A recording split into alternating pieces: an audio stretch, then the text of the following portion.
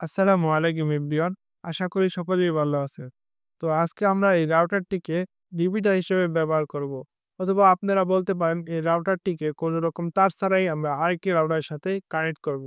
ঠিক যেরকমভাবে আপনারা একটা মোবাইলের সাথে ওয়াইফাই কানেক্ট করেন, ঠিক একই রকমভাবে আমরা এই রাউটারটিকে আরেকটি রাউটারের সাথে কানেক্ট করব। তো আপনারা অনেক সময় ওয়াইফাই রেঞ্জ বাড়ানোর জন্য রিপিটার কিনে নিয়ে আসেন। তো আমি বলবো আজকে থেকে রিপিটার কেনা বন্ধ করুন। এর বদলে নিয়ে আসুন একটা রাউটার।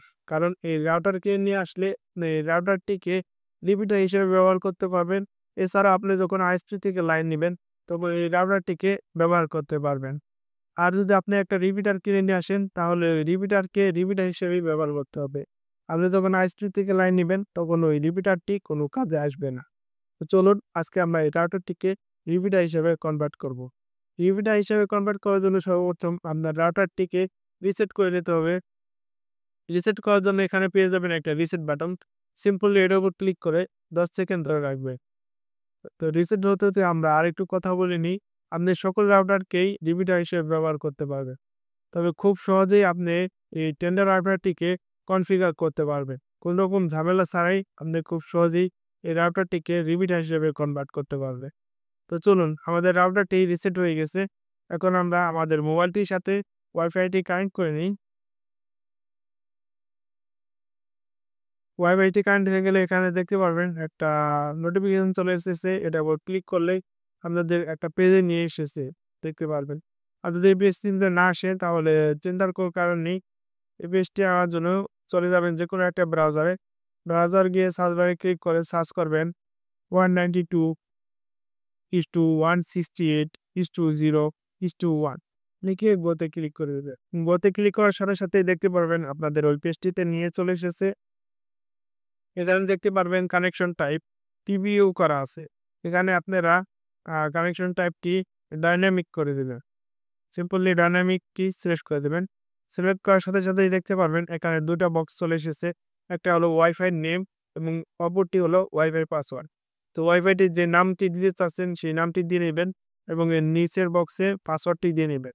আমি আমার মতন করে দিয়ে নিচ্ছি। আপনারা আপনাদের মতন করে দিয়ে নিবেন। দেওয়া হয়ে গেলে সিম্পলি ওকে বাটনের উপর ক্লিক করে সেভ করে দিবেন। সেভ করার সাথে সাথেই দেখতে পারবেন আপনার মোবাইলটির সাথে ওয়াইফাইটি ডিসকানেক্ট হয়ে গেছে।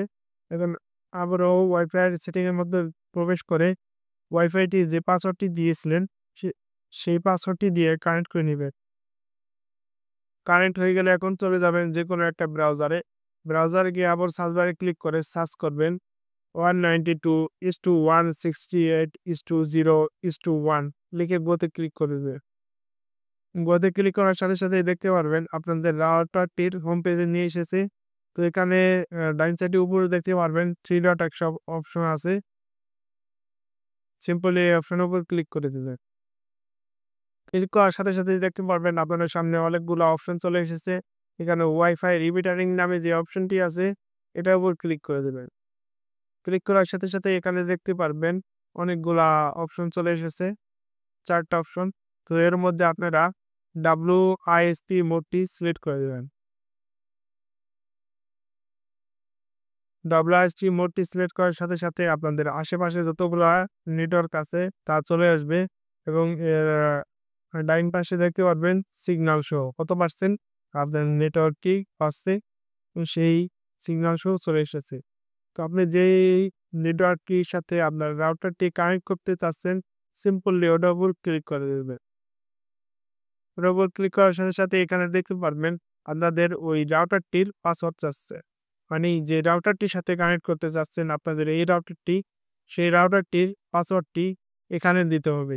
আপনার যে রাউটারটির সাথে কানেক্ট করতে চাচ্ছেন। তো আমি আমার হাসান নেটওয়ার্ক যে নাট নেটওয়ার্কটি আছে, আমি ওই নেটওয়ার্কটির সাথে কানেক্ট করতে চাচ্ছি। এর জন্য সিম্পলি এর উপর ক্লিক করে দিয়েছি। এখন ওয়াইফাই পাসওয়ার্ড চাচ্ছে।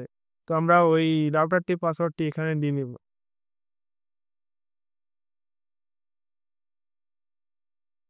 পাসওয়ার্ডটি দেওয়া হয়ে গেলে এখন সিম্পলি ওকে বাটনের উপর ক্লিক করে দিবেন। ওকে বাটনের উপর ক্লিক করার সাথে সাথেই দেখতে পারবেন আপনাদের রাউটারটি একবার রিবুট হবে তার জন্য আবারও ওকে চাচ্ছে। সিম্পলি এটার উপর ওকে করে দিবেন। ওকে করার সাথে সাথে আপনাদের রাউটারটি রিবুট হবে। একবার বন্ধ হয়ে চালু হবে যেটাকে রিসেটও বলা যায়। তো রাউটারটি রিসেট হলে আপনাদের ওয়াইফাইটি আবারও ছেড়ে দিবে মোবাইলের সাথে যে ওয়াইফাইটি কানেক্ট ছিল। তো এখানে ১০০% হবে তখন আমরা আমাদের মোবাইলটির সাথে ওয়াইফাইটি কানেক্ট করতে পারবো।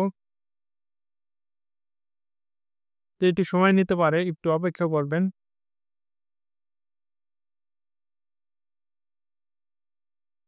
তো চলে এসেছে। আমরা এখন আমাদের ওয়াইফাইটি কানেক্ট করে নেব এবং দেখতে পারতেছেন নেট চলে এসেছে।